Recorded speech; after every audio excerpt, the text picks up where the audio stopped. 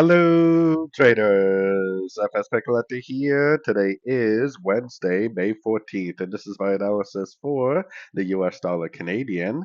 If you haven't done so yet, definitely do check out my free Discord channel. It's a link down here in the corner at the end of the video.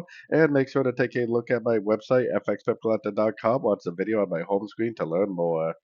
So, anyways, the US dollar CAD and really all the dollar pairs made a very nice turn. It looks like to me, especially the dollar index, looks like we've turned back down.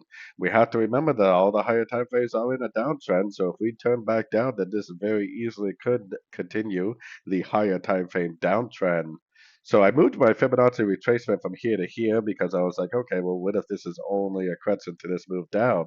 And this is actually the A, this is a B, and a C because most of the other dollar pairs look like this has already made a wave C.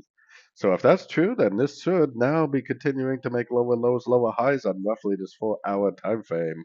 So keeping that in mind, going down to the 1-hour time frame, we are obviously at a very clear support area, and a lot of the dollar pairs do look like they may be in like a wave five, like there's like a 1, 2, 3, 4, 5 here. So if we do turn up, I would throw my Fibonacci retracement on there, and I would look for pullback entries, hopefully to go short. Hopefully this turns into a wave one, a wave two, and then goes down for a big old wave three, and that this right here really is the end of a ABC correction, the end of a pullback on the 4-hour to daily time frame. So anyways, don't forget to like and subscribe, and as always, thank you for watching and happy trading.